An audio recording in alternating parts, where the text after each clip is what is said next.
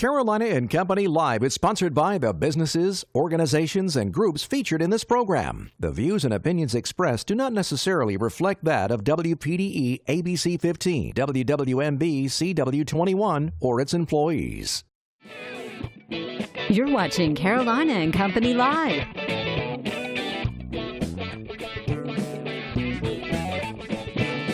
Your source for fun, entertainment, and events.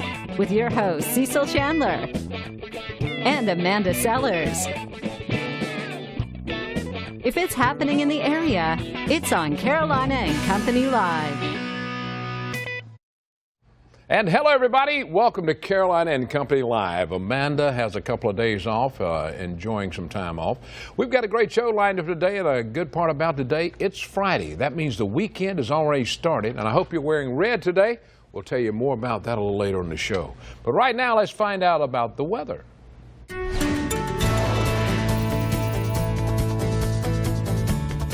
Happy Friday, Groundhog Day, and our philometer ended up falling on the shadow side. That's because good old Puxatawny Phil up in Puxatawny, Pennsylvania, did see his shadow this morning. I honestly don't know how. Puxatawny was filled in with cloud cover, but 6 more weeks of winter according to the philometer. Here's a look at how this has trended for Myrtle Beach over the past few years based on the Groundhog's forecast. Really no science behind it. 6 weeks following Groundhog Day over the past couple of years, including the years that he's not seen a shadow, which tend to bring in early spring, actually below average temperatures, below this blue line. Again, not indicative, I should say, of an early spring. For Florence, very similar conditions, just right around that average point. Really no signal that indicates an early spring when he sees his shadow versus not sees his shadow. So interesting, but again, it's not really a science. In comparison to last year, Phil, who saw his shadow, predicted a longer winter. Good old General Beauregard Lee in Georgia, the other big groundhog, did not see a shadow. His prediction of an early spring was a little more accurate than Phil's. This year, both of those groundhogs seeing their shadows. So whether or not a longer winter actually persists will be determined over the next 6 weeks. Cold front swept through this morning. Rain is finally off the coast. That's the good news. We will be significantly cooler, though. 59 degrees was our high. We reached that around 3:30 to 4 a.m. this morning. So highs this afternoon only in the 40s, even though our daytime high will go down in the books as 59 degrees. Tomorrow, 44 to 49, depending on where you are. Mostly sunny skies, pretty dry day. Sunday, that's when those temperatures begin to increase ahead of our next big low pressure system. If we time that out, very light to moderate rainfall according to the American model, but it is out of here by 9 a.m. Monday. So just expect Sunday to be the real rain event. Right now, rainfall accumulations, I think this model may be going a little high, around ½ an inch. I think most locations picking up about 3/10 to 4/10 of an inch of rain. We are warmer, like I said, on our Sunday, more seasonable on our Monday and Tuesday, and then temperatures begin to warm up heading into Wednesday and Thursday of next week as a new system begins to bring what we like to call some WAA, some warm air advection pushing into the region, that new warm air. So we will be warming back up into the 60s. All right, looking good. Weather's coming this way. It's going to be a little nicer. And the groundhogs, I don't believe in that anyway. You know, don't believe that. All right, let's talk about something before we get started today. We've got to talk about what's coming up tomorrow. We start off our cruise-ins for the Myrtle Beach Car Club, where we raise a lot of money every year for charities. Last year, about $8,000 given away. And it's going to be tomorrow at Denny's on the bypass in Myrtle Beach near Lowe's. And it's a free cruise-in with 5 trophies handed out. And this is open to all makes and model cars and trucks. The cruise-in at Denny's starts at 11 tomorrow and runs until 2. It's going to be a little cool, so wear a coat and wrap your cars up. But we're going to have a good time anyway. It all starts at 11 o'clock tomorrow. All right, let's check it out and talk about today. Today is Friday, February 2nd, and this is Groundhog Day. You just heard that a minute ago, and it's also Hedgehog Day, and it's Wear Red Day. We'll tell you more about that. Birthdays today, 1940. Let's look at David Jason. He's 78 years old, British, TV in a series Only Fools and Horses. Also TV, A Touch of Frost. Before his career, he trained 6 years as an electrician. 1953, Dwayne Chapman. Everybody knows the dog. He's 65 years old, the bounty hunter. 8th year on TV tracking down bail jumpers, and he became a bail jumper after he served some time in jail. 1954, Christy Brinkley, 64 years old, supermodel who spent 25 years as the face of CoverGirl, and her net worth, listen to this, $80 million. And she was married to Billy Joel, right? Yeah, that's right. All right, today in history, 1946. Let's go back. The first Buck Rogers automatic pistol was made for kids. Probably worth a lot of money today. 1959, remember Frankie Avalon, the song Venus? And that was just released today in 1959. And also the Coasters' Charlie Brown was released. All right, here we go. Let's talk a little bit about the Know-It-All department. Everybody loves the TV show Seinfeld, I'm sure. Now listen to this. It made $2.7 billion on reruns through June 10th until it went off. From 1998 to June 10th when it went off the air. $2.7 billion. So if you get a successful show on television, I reckon you live off the money that it makes in reruns. All right, we got a great show lined up today. Stay with us. Take a quick break. We'll be back, and we'll start off telling you about everything that's going on in the PD, the Grand Strand, and in North Carolina.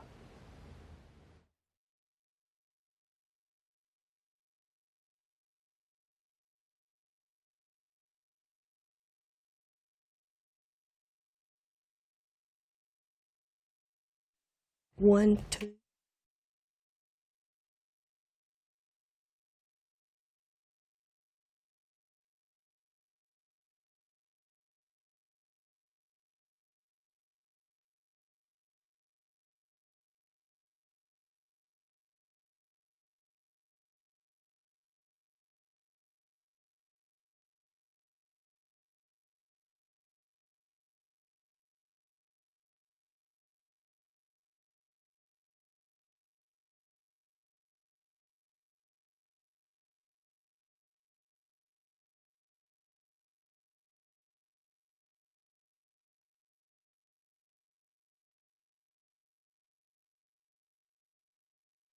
And welcome back. All right, Moore Intermediate School in Florence is doing something a little different this Thursday, February 8th, at Moore Cafeteria.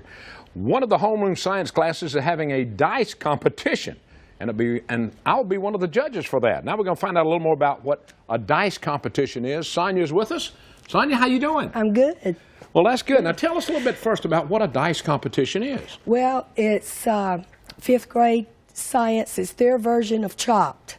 And we have been studying mixtures and solutions. And so they started realizing how lemonade is a solution and trail mix is a mixture. And yeah. I said, well, it sounds to me like you're taking it into the kitchen. And next thing we knew, we have a diced episode coming up, and they have divided into teams. That'll be good. How many do you have in your class? How many? 23 in my homeroom. Okay. They'll be done. How much time will they have in this competition? They will have 10 minutes for 3 different rounds. Okay. And so we have to kind of keep the time down so y'all will have time to judge. And, right.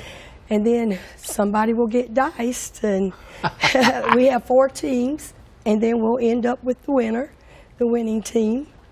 Well, that is neat. All right. Now, why did you come up with this? How did you come up with this? I'm just a very hands-on type of teacher. I just love doing, I just want the kids to have the experience. Keeping them interested in school. In school, and also the name of our homeroom is the City of Young Scientists. Wow. So we have a city scenescape in our room with a park, Fanning Park, and I just want them to investigate. I want them to explore and discover, and I have a principal that is really wonderful that wants them to do those things. And things like this keep the kids interested in school. I mean, you got, of course, the basics, reading, writing, and arithmetic, and all that. Right. But when you get into something like this, if I was a kid, I'd be real interested in something like this. Yeah, I think they have really gotten into it. They're giving me all kinds of ideas. They want to have challenge questions about mixtures and solutions before each round, and the winning team gets an advantage. And so they might get a minute longer than the other teams, or they get to pick their equipment out first, or you know, whatever it is we decide to do. So they're coming up with the ideas. They have handled this. They have made their own presentations to places like Target. Yeah. Hoping to get some donations for kitchen items. Right. And so it's going to be a lot of fun. Yeah, I can't wait. This is going to be a yeah. lot of fun. I'm going to bring y'all a case of cookbooks, one of my cookbooks that y'all can give out to all the kids and everything. well, they'll love that because Yeah. with this, they are creating their own cookbook. Wow, that's pretty good. Sonia, thank you for being with us, and I'll see you, thank you next Thursday. Yes, next Thursday, sir. I'll be 6 in o'clock. Florence. All Yes, right. sir. Thank you. Thank All you. right, we got more coming up. Stay with us. We'll be right back.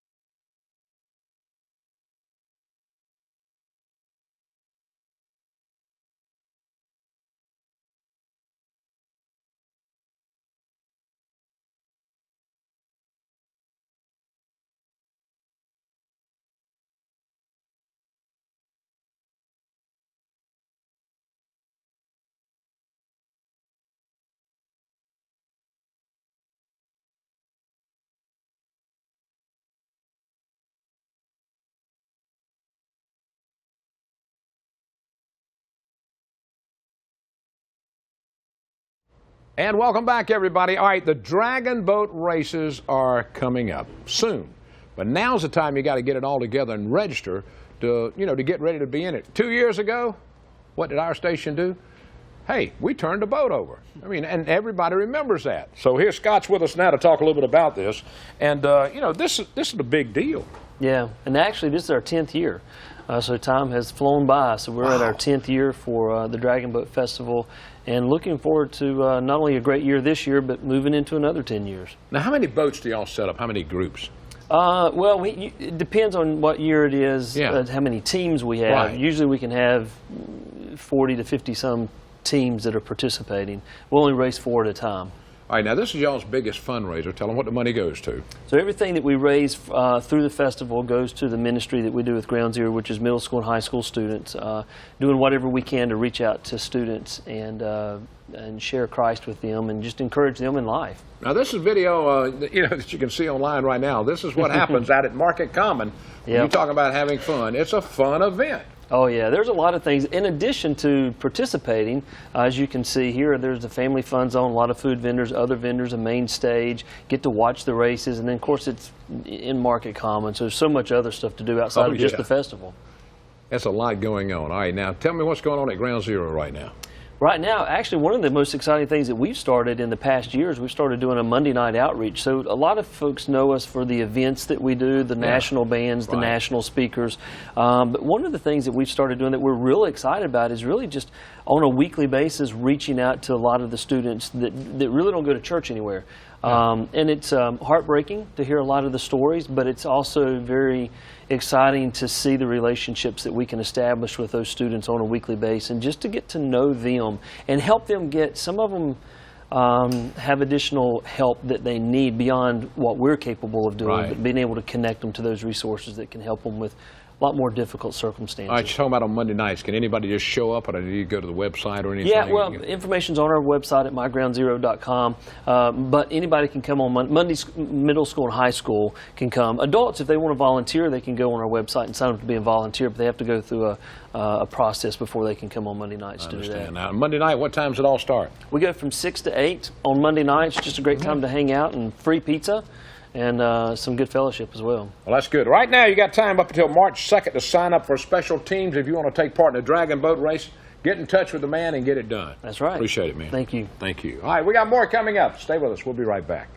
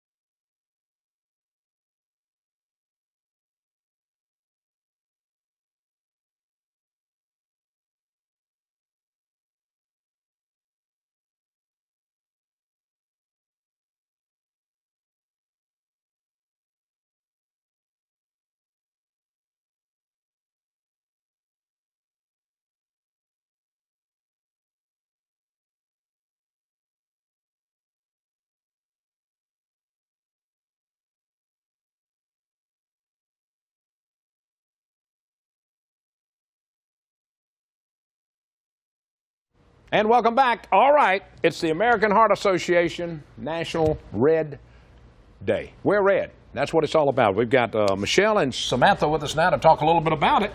And Michelle, let's talk about why wear red. Sure. National Wear Red Day is a day to wear red for women's heart health. Today's a day to bring attention to really thinking about women's heart health. Some of the scary statistics about that is every 80 seconds in America, a woman dies from cardiovascular disease. Wow, that is something. And it is the #1 killer of all of women in America. And it is actually ends more American women's lives than all forms of cancer combined. So it's a scary thing. But the really good thing is that it's 80% preventable. So we can do a lot of things to help ourselves and to really bring awareness to taking care of your heart and taking care of your health. All right, and Samantha, wearing red today, that's a good thing to point out to everybody, right? Yes, and I wear red because I'm a heart survivor. Wow. So I have heart disease. I was diagnosed when I was 4, and my sister was diagnosed when she was 2.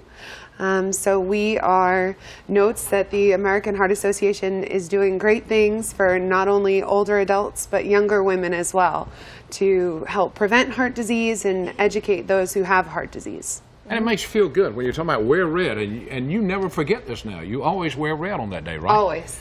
Every year. And it's nice to see all my friends and family wear red too. That's what we did. We sent out a note yesterday, and a lot of the people here at the station wore red today to do that. Now Michelle, heart disease, you know, we're studying every day, and it takes more money every day to keep us informed about what's going on with it. Absolutely. We are always working for the next, the next prevention, the next fix, the next medication, the next, research grant. What is the next thing that's going to save the next life? And what's the next thing that's going to make our lives better today? Prevention and fixing. So we're always looking for, fundraising, but you can raise money today, you can donate money today, you can wear red and give today. We would love to have you join our cause, but at least if you go out, you can, women today, the best thing you can do for yourself is learn a little about your family history and set your wellness visit today. You may not need to see your annual doctor until September, but that's okay. Make sure you set your appointment, make sure it's on the books, and that you are armed with the right questions to ask when you go in for that visit. And if you want to know more about this and learn more about how to make a donation or how to do anything on fundraisers, go right there to that website and do that. Heart.org. Samantha, this is, 25 years ago, there was more people dying from heart disease, I'm sure. Now it's getting so much better. It is. I'm really fortunate to be here, so it's nice. I'm 27 and living with heart disease, so I'm thankful for the Heart Association for being able to educate not only my friends and family, but the people around me to be able to know what could happen. Well, thank you both for being here. Michelle, Thank always you. a pleasure. Thank you. All Thank right, you wear guys for red wearing tonight. red. And if you're watching right now and you're planning on going out tonight, put on red.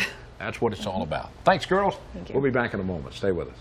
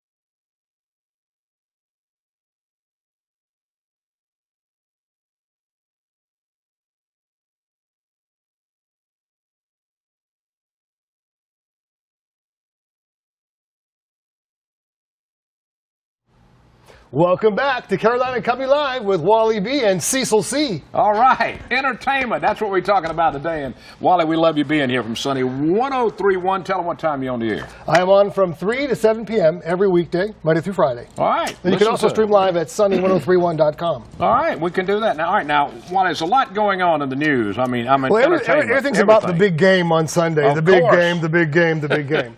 Now, here's something funny. You figure Tom Brady and the Patriots probably own every record there is in football. That's right. They can win this week, Well, too. there's one record that if they win this game on Sunday, he will have ended a curse. 51 years. It's been 51 years since the number one rated quarterback in the league for the year has won the Super Bowl with the big game. No one's ever done it. Oh. And ironically as well, the Patriots have never scored in the first quarter in every bowl they've been in. They've never scored in the first quarter. Isn't that kind of crazy? That is. Good stuff. Wow. All right. Who's your favorite James Bond? Who do you think's the best looking? Man, why you even ask me that? The original. You know that. Who, Sean Connery? Sean Connery. Well, he wasn't the original. Was there someone before him? There was one before him, wasn't there? Or was he the original? Okay. Sean Connery was the original. Well, science says that Sean Connery is the best looking. Guess who's the worst looking one? Who? Daniel Craig. Really? Well, I hadn't Daniel really Craig. thought about that. What Daniel science Craig, did is they use a thing called the golden ratio. And Okay. it goes all the way back to ancient Greece. What they do is it's based on the ratio of pi, which is, of course, 1.618, okay? Well, basically, they took the makeup of these guys' faces, the distance between the eyes, the nose, and the whole makeup of the face, and they put it into some scientific formula, and the computer said that the best-looking guy is Sean Connery, the worst-looking guy is Daniel Craig. Number two is Roger Moore. Okay. Number 3 was Timothy Dalton. Okay. Number 4 was Pierce Brosnan. Oh, okay. So I thought, I can agree with that. Who's your favorite Bond of all of them? Sean Connery. Sean Connery? Yeah, of course. Actually like Roger Moore better. I thought Roger Moore played more of the, he had more of the elegance for me. Sean Connery was a little too rough at the edges for me, but I see why he did so well. Name's Bond. James Bond. James Bond. Bond. Go ahead. Natalie Wood and Robert Wagner, they opened the case back up. Back in 1981, Natalie Wood drowned. She supposedly fell off a boat, trying to tie the dinghy, fell off, and they in 2 weeks, the investigation was closed, and they said, okay, accidental death. Well, something new's come up because they've reopened the case now. And guess who's not a suspect, but the person of interest? Robert Wagner. Wagner. And it's really funny because Christopher Walken was on the boat with the couple and the boat captain, and he's never been on record saying exactly what he saw happen. So it makes me wonder. 37 years later, that's coming back. 40 now. 40 now. Wow, Yeah, crazy. That's unbelievable. Yeah. So gosh, he was. I guess you can say Robert Wagner was the first OJ. If you ask conspiracy theorists, that's what they'll tell you. All right, I go along with that one. And guess who's come out finally? We suspected they were a couple. They find that they're now coming out, being photographed in public, not hiding from paparazzi. Okay. Jamie Foxx and Katie Holmes. Wow. I didn't know that. Tom Cruise. You knew that. Tom Cruise. I said it a long time ago. I told you it was happening. Yeah, you said so. Tom Cruise got to be mad. He's so mad he's getting higher heels. He's a short guy. I interviewed him one time. He got a short fuse too, I hear. But I tell you, I enjoy you coming on because it's always a pleasure. We learn so much about entertainment because there's so much going on and people just love it. I'm always working at noon, so I have to catch you at 10 o'clock. So I love it. It's always good to catch you guys. Always a pleasure, my friend. Always fun to be here. All right, stay with us. We'll be right back.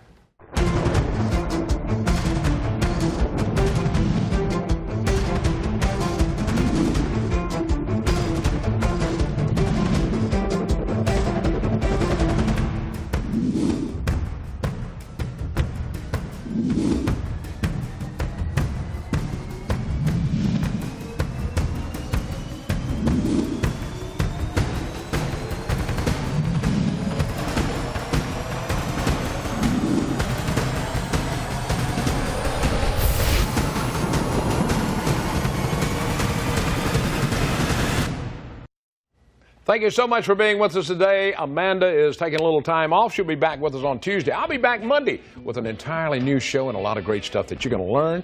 And it helps you keep informed as to what's going on in the area. Thanks so much for watching. Everybody have a great weekend. Don't forget Car Show at Denny's. I'll see you there.